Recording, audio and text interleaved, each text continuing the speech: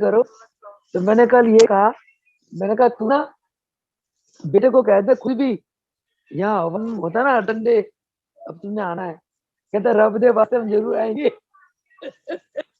भगवान जो है ना बिगड़े भक्तों ऐसे लाइन पे ले आते हैं। आज ये लेके आई थी समोसे और बूंदी। चाय पिला रही थी, वो खिला रही थी, तो मैं ये एंजॉय भी कर रही थी। फिर मैंने कहा, दिव्या ने कहा कि सब बोल चुके हैं, कौन बोलेगा। पहले मैंने सोचा मैं ही बोल लेती हूँ। तो अभी चाय थी मेरे हाथ में, एकदम संदीप दिखा मुझे स्क्रीन पे, एकदम आत्मा से निकली। मैं कहा संदीप बोलेगा, ये भी तो प्रभु जी का बच्चा है। पर देखो कितना अच्छा बोला इसने, और बहुत सूक्ष्म बातें। और मुझे बड़ी खुशी हो रही है, इसने महाराज जी के जो सूक्ष्म दिव्य स्वरूप है, जिस स्वरूप को कोई कोई जानता है, महाराज जी की उस ईश्वरीय स्वरूप को सभी जानते हैं। लोग महाराज जी को एक गुरु रूप मानते हैं, न रूप, गुरु रूप, संत महापुरुष। महाराज जी इससे बहुत ऊपर है, बहुत आगे। अगर मैं कहूँ ना कि महाराज जी ब्रह्मांड नायक है, वो भी कम है। मैं कहूँ ना महाराज जी सृष्टि के मालिक है, वो भी कम है। मैं कहूँ महाराज जी आदि से चल रहे हैं, वो भी कम है। हमारे महाराज जी उस शक्ति के मालिक है। महाराज जी का जो ईश्वर स्वरूप है, वही रामलाल का रूप है, वही मुल्कराज का रूप है, वही महाराज जी का रूप है। तीनों एक ही रूप है, कोई अंतर नहीं। केवल टाइम टू टाइम इन्होंने लीला करनी थी, भक्तों को जोड़ना था, और संस्कारी आत्माओं का कल्याण करना था। तो टाइम टू टाइम तीनों महापुरुषों ने अलग अलग घरों में अवतार लिया, और तीनों की लीलाएं अलग अलग रही। जैसे राम की लीला द्वापर युग में, त्रेता युग में उस युग के अनुसार थी, कृष्ण की लीला उस युग के अनुसार थी। शक्ति वही है, वही शक्ति, ब्रह्म की शक्ति कलयुग में रामला के नाम से आए। वही शक्ति मुखराज का रूप ले लिया, वही शक्ति हमारे प्राणाधार देवदयाल प्रभु जी का रूप ले लिया। तो बहुत खुशी हुई कि आज के नौजवान बच्चा, उसको इतना गुरु के प्रति इतना आस्था, विश्वास, निष्ठा, हम तो हैरान होते हैं। कई बार क्या होता था, मैं महाराज जी एक सवाल करती थी। जैसे कई बार महाराज जी को ना किसी दूसरों के ऊपर क्रोध आता था, और दूसरों को लेसन देने के लिए महाराज जी हमें डांट देते थे, कभी थपड़े भी मार देते थे। मैंने पूछना जब महाराज जी मौज में होते थे, मैं कहा महाराज जी वो उस बात मेरा कसूर तो था ही नहीं, आपने मुझे उठा के टिका दी मुझे। तो कहते सोनिए इधर आ, जब तूने मेरे से दीक्षा ली थी तब तूने क्या क्या मन में संकल्प करा। मैंने कहा महाराज जी तब मैंने ये कहा था कि प्रभु आसे ये तन आपका, ये मन आपका, ये जीवन आपका, मेरा कुछ नहीं, सब कुछ आपका। तो कहते तूने अपना सर्वस्व जी दे दिया था। मैं कहा हाँ महाराज जी। कहते मैं पिटाई शिकायत करता तो किसका करता हूँ, वो तेरा शरीर किसका शरीर है। मैं चुप। कहते मेरा शरीर है ना, मैं जो कुछ करता हूँ अपने शरीर के साथ करता हूँ, तेरा क्या जाता है। मैं चुप, जबान बंद, कोई कोई जवाब नहीं।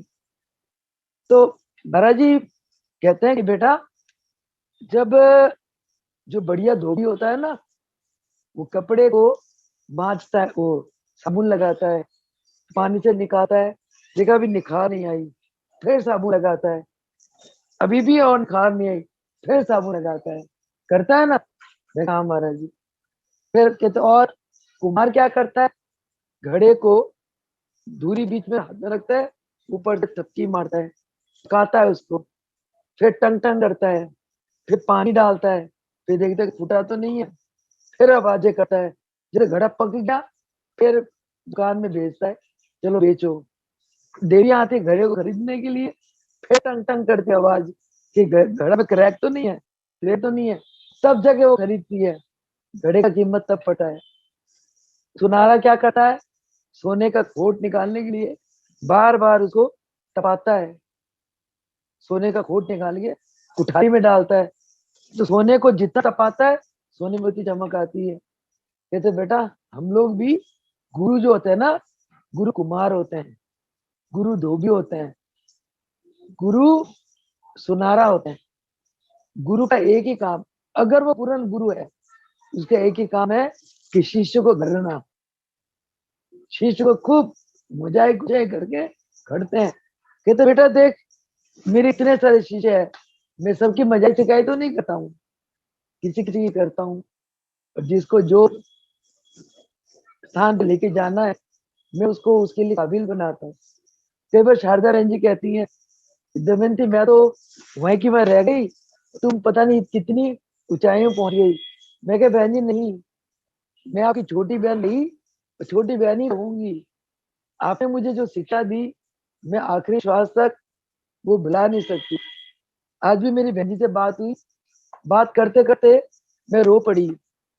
मैं कहा हे प्रभु, बहन जी का ये कष्ट मुझे दे दो, मुझे दे दो, मैं ले लूंगी, बहन जी को कैसे मुक्त करो। आज बहन से बात करते, दमयंती तुम प्रार्थना करो, दमयंती मैं ठीक हो जाऊं। मैं कहा बहन जी, मेरी हर पल प्रार्थना आपके लिए है। आपने जो मुझे दिया, जो मेरे लिए किया, मैं जीवन भर भुला नहीं सकती। 15 साल बहन जी मैं आपके साथ रही दिल्ली आश्रम में।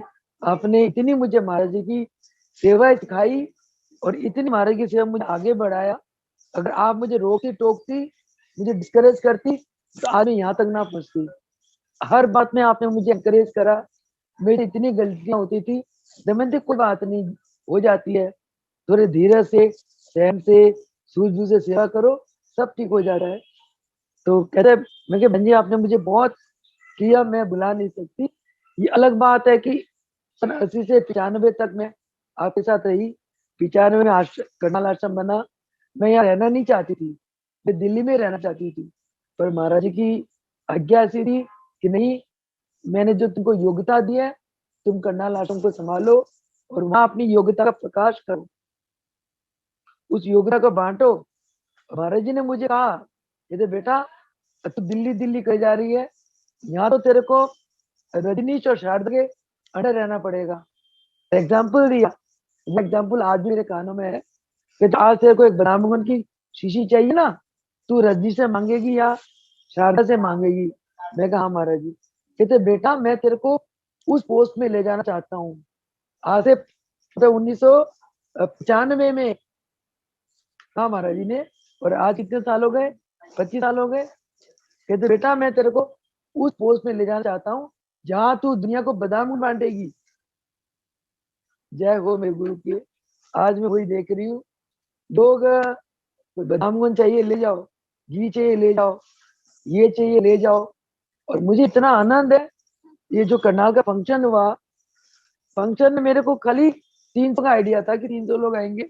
वो कोरोना का को डर चल रहा है, और पता नहीं लोग आएंगे कि नहीं आएंगे। और मेरा मन में बहुत संकल्प था, मैंने अपने गुरु का जन्मदिन बनाना ही मनाना है। तो लोगों ने डिस्करेज भी करा कि भी क्यों मना रहे हो, ये है वो है। मैंने कहा भाई, चाहे 4 रहा है, चाहे 11 है, चाहे 21 है, मैंने अपने गुरु की, क्योंकि पिछले साल तो कोरोना लॉकडाउन लगा दिया था सरकार ने, पिछले साल मार्च में करना था, मैंने वो मैं नहीं कर पाई। लोकल लेवल में कर लिया था 8 मार्च को, मैं लाल लेवल में नहीं कर पाई। इस साल महाराज जी का 101वां जन्मदिन है, मैं तो जरूर मनाऊंगी। और इसी उत्साह से पिछले मतलब 5-6 महीने से कर्नल आश्रम का रेनोवेशन चल रहा था, धीरे धीरे उत्साह था मेरे गुरु का जन्मदिन मनाना है। आश्रम सुंदर होना चाहिए, एकदम दुल्हन की तरह लगना चाहिए आश्रम, जहाँ मेरे गुरु का हम प्रगट दिवस, अवतार दिवस मनाएंगे। बहुत एक भाव थी मन में।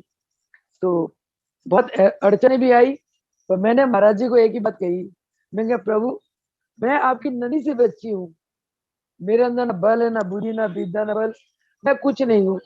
हे प्रभु, एक मेरा प्रेम आप जी के चरणों में है, एक भाव है, प्रभु मेरी इस भाव को पूरी करना। ये फंक्शन आप ही मनवाना, भक्तों को आप ही लेके आना, भक्तों को आप ही आशीर्वाद देना, ये जो भंडारा भी आप बनाना और सारा व्यवस्था प्रभु आप ही करना। मैंने सच में जैसे अभी संदीप कह रहा था कि भगत जब भगवान को प्रार्थना करते हैं तो भगवान को सुनना पड़ता है। तो मैंने सिर्फ प्रार्थना करी, तो मैंने हलवाई ने पूछा भाई कितने लोगों का खाना बनाना है। मैं कहा ये 250-300 लोग आएंगे। आप यकीन मानना, हलवाई का कहना था, हमने प्लेट काउंट करे 650 से ऊपर लोग थे और भंडारा सब खत्म, एक तिल नहीं बचा, सारा खत्म हो गया। तो इतना प्रभु जी ने कृपा करी, इतना आनंद बरसाया, धन धन। मैं मतलब मेरे पास शब्द नहीं है कि महाराज ने ऐसे ये कार्य पूरा करा। तो महाराज जी जो आज जहां मुझे ले गए पहुंचा गए, ये सब महाराज जी ने मेरे जन्मों के जो संस्कार पड़े थे वो संस्कारों को धोया, मेरे मेरे मन के विकारों को धोया, मेरे अंतरात्मा को शुद्ध किया, मेरे हृदय में प्रेम भरा भक्तों के लिए, मेरे हृदय में दया भरी। और देखो फंक्शन खत्म हुआ, फंक्शन खत्म होने पे लास्ट वाले दिन मैंने मुझे दीपा से बहुत प्यार है, क्योंकि हम जब मैं महाराज के चरणों में सेवा करती थी तो दीपा मेरे साथ साथ जुड़ी रहती थी। उसकी बड़ी इच्छा होती थी कि मैं भी महाराज जी की सेवा करूं और मैं इसको सेवा में ले लेती थी। जब पता चला पिछले 3-4 साल से कि दीपा को कान की सुनाई पहले कम था और बिल्कुल बंद हो गया, तो मेरे मन में बहुत दया आई। 1 साल से 1-1.5 साल से मैं दीपा को कह रही, दीपा तुम करनाल में आ जाओ, मैं सेवा करूंगी और प्रभु जी तुम पर कृपा करेंगे। किसी कारणवश नहीं आ सकी, 1 साल से तो कोरोना का ही डर था। अब ये फंक्शन में आई तो मैंने गुप्ता जी को कहा, गुप्ता जी दीपा को रोक लो, यहाँ आपने जाना तो गुड़गांव चले जाओ, दीपा को यहाँ रोको, मैं इसको नीति कराऊंगी, जल क्रिया जलपान गज करनी बंदातुन और कंधे दबा दूंगी, पैर दबाऊंगी, जो भी कान मलूंगी, जो भी मेरे सेवा में करूंगी और प्रभु जी अपने आप कृपा करेंगे। जब दीपा के संस्कार खत्म हो जाएंगे भगवान की दया अपने बरसेगी, तो मैंने दीपा को रोक लिया। इनके 3-4-5 दिन बाद गुप्ता जी लेने आए, तो अचानक उनको कोरोना हो गया। मैं टेस्ट कराया, पॉजिटिव आ गया। उसके बाद फिर अब वो ठीक हो गए, 2-4 दिन बुखार आ और बिल्कुल ओके। डॉक्टर ने कह दिया आपका सब कुछ नेगेटिव है, आप जा सकते हो, कर सकते हो। पर दीपक के यहाँ रहने पे शकुंतला भी यहाँ रह रही है और भी भगत आ जाते हैं, अंजू भी आ जाती है, बल्लू भी आ गया। यानी कि भक्तों का एक बड़ा रौनक जौनक, एक चमक बना हुआ है इस स्थान पे। मैं बता नहीं सकती, इतना आनंद आ रहा है कि महाराज के जन्मदिन के बाद सीमा भी आ जाती है और कोई ना कोई आया गया रहता है यहाँ, और बहुत कोई ना कोई भगत आता रहता है। तो मैं आज वही कहती, मैं क्या गुप्ता जी आप कैसे हो? के बहन जी इतना आनंद आ रहा है ना, मैं बता नहीं सकता हूँ। कहते हैं लैपटॉप है मेरे पास, ऑफिस का काम भी करो, बहुत मौज में रह रहा हूँ। मैं क्या गुप्ता जी ऐसा करो, आप और दीपा जो है ना जी फरमाते हैं कि आपके हृदय में दीपा दीपा यहाँ के हियरिंग तो नहीं, साउंड आनी शुरू हो गई है, पर अक्षर नहीं समझ पाती, परंतु मशीन पे हियरिंग चालू हो जाएगी। दीपा बहुत एक्टिव हो गई है। सुबह आरती इसी से गाती हूँ, दोपहर को पाठ पूजा ये बोलती है मंत्र, शाम की आरती चरित्र दीपा बोलती है, भजन बोलती है और इतनी मतलब उत्साहित है। कहते बहन जी मैं यहाँ आके मुझे ऐसा लग रहा है मैं संसारी दुनिया से हटके कोई अलौकिक दुनिया में हुई हूँ।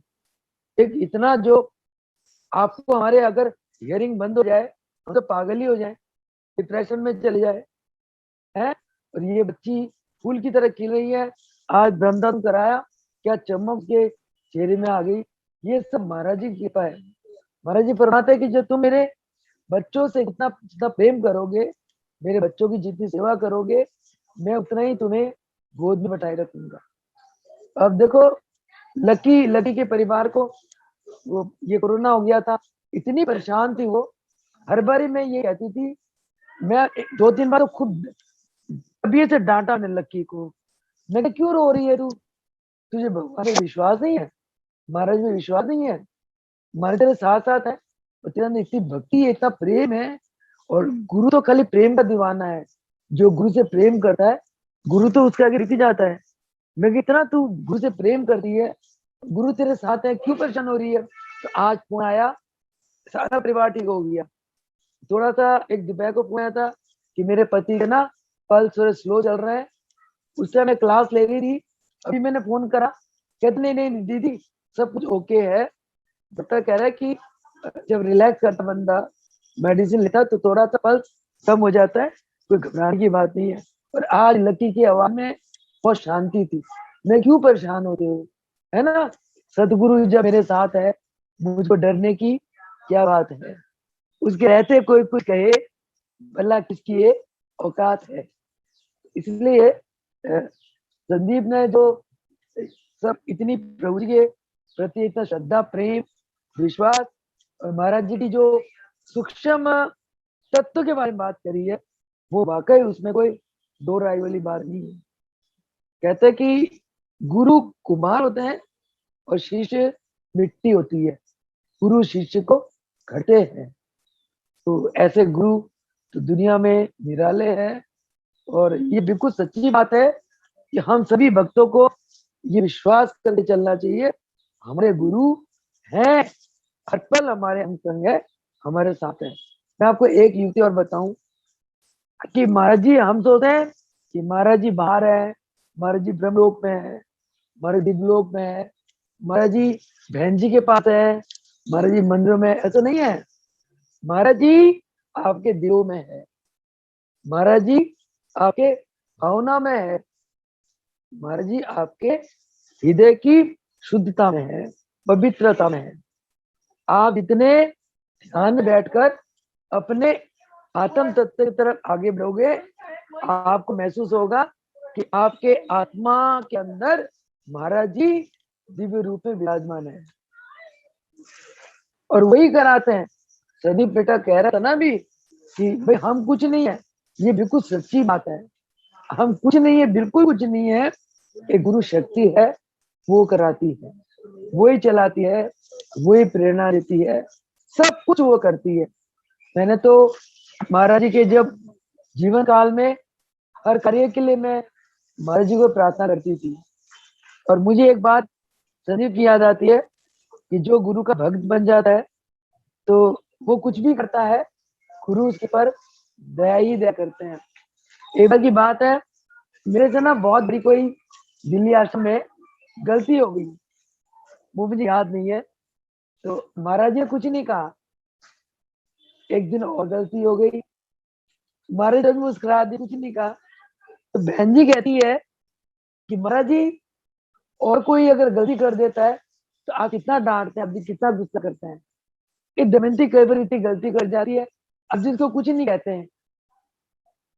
तो मैंने पता क्या जवाब दिया?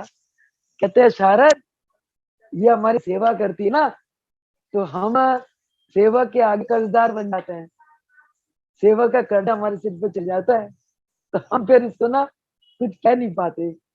और कहते हैं महाराज जी दमयंती जो प्रार्थना करते हैं आप सब कुछ सुन लेते हो उसकी। हम कई बार कहते रहते हैं, आज भी सुने बहुत देर लगाते हो, दमयंती कुछ भी कह रहे आप एकदम सुन लेते हो। कहते हैं सोनिए, ये सेवक है ना, ये मेरी दीवानी है, ये मेरी सेवा में इसको अपना सुध भी नहीं रहता, ना ये दिन देखती है, न रात देखती है, न इसको भूख लगती है, न प्यास लगती है। कहते हैं इसको मैं सुबह 3 बजे आवाज लगाता हूँ, ये उठ जाती है फटफट। और मेरे सोते सोते 12 बज जाते, 11:30 बज जाते, ये मेरे को सुला के सोती है। तू बता शारद, ये 24 घंटे में ये बच्ची 3 घंटे सोती है, बाकी सारा टाइम का मेरे लिए। तो मैं इसकी कहना क्यों ना मानू, कैसे ना मानू? तो ये सब गुरु की मानता है। अभी भी मैं ये कहती हूँ कि जो कुछ है सब गुरु की कृपा से है, गुरु का आशीर्वाद है। तो आज सत्संग में मैं बहुत एक सुंदर व्याख्यान सुनाना चाहती थी, टाइम बहुत हो गया, केवल 3 मिनट का व्याख्यान है, सुनाती हूँ, बाकी कल सुनाऊंगी। कि हमारे महाराज जी, आप सुन के हैरान हो जाओगे, देवीदास महाराज जी सूक्ष्म शरीर में भगतों की पुकार पे प्रकट हो जाती थी। सच्ची घटना है, मेरी आंखों देखी घटना है। सन 1991 की बात है। ये सतीश अब्दी है ना, जो दिल्ली में सेवा करता है, दिल्ली आश्रम के पीछे रहता है। ये रोज ना जो क्रिया और नीति नुति की सेवा करने के लिए दिल्ली आश्रम में आता था, हमारे आश्रम में। मैं वही रहती थी आश्रम में। मैं 80 से लेकर 95 तक वही रही। तो इसके ना एग्जाम आने वाले हो गए, ICWAI। तो वो एग्जाम होना था 26 दिसंबर से लेकर 29 दिसंबर तक। तो महाराज जी ने 20 तारीख के करीब सतीश को आज्ञा दी कि सतीश, अब तुम आना जाना बंद करो, तुम्हारे पेपर नजदीक है, और तुम घर में पढ़ा करो, घर में ही रहो, और आश्रम में आना जाना बंद करो, आश्रम की सेवाएं थोड़े दिन बंद कर दो। उसने कहा कि ठीक है महाराज जी, जैसे आप जी आज्ञा। परंतु जो मन गुरु का दीवाना होता है, गुरु अगर उसे कह दे कि तुम घर में रहो, तो मन बड़ा तड़पता है। गुरु के दर्शनों के लिए मन बहुत व्याकुल होता है। ठीक है, गुरु की आज्ञा थी, तो सतीश घर में आके पढ़ने लगा। परंतु सतीश का मन हर पल महाराज जी के दर्शनों के लिए व्याकुल रहता था। एक दिन क्या हुआ,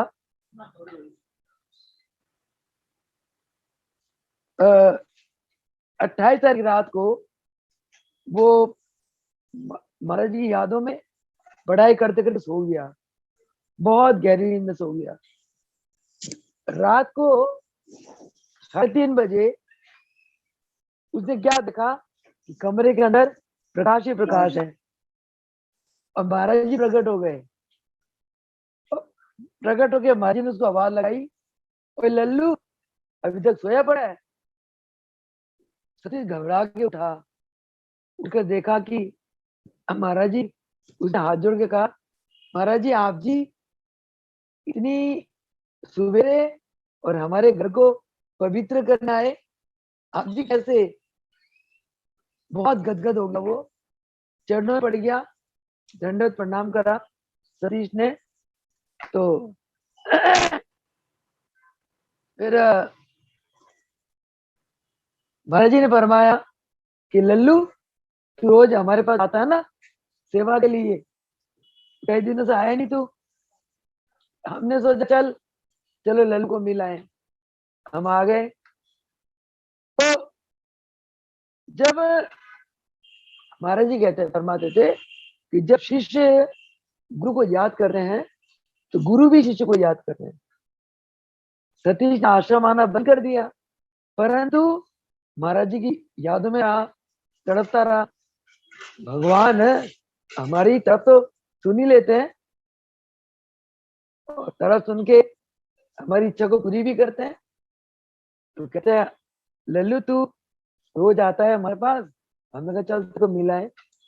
कहता हम इसलिए मिलने आ गए कि कल यानी कि 29 दिसंबर को हम विजयवाड़ा जा रहे हैं।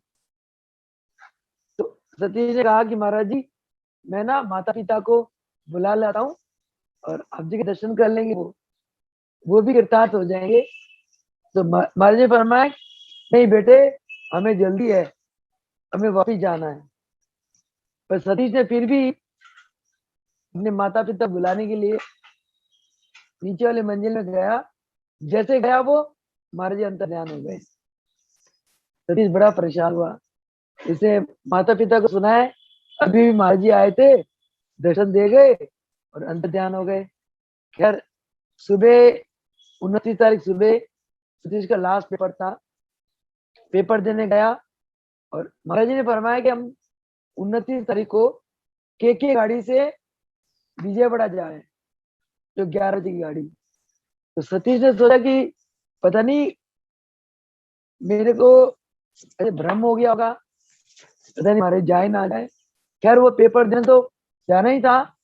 पेपर देने के बाद जब आया आश्रम में, उसने देखा, भक्तों से पता चला कि आज 11 बजे की गाड़ी से हमारे विजयवाड़ा चले गए। यानी कि वो सपना जो दर्शन वो सच रहा।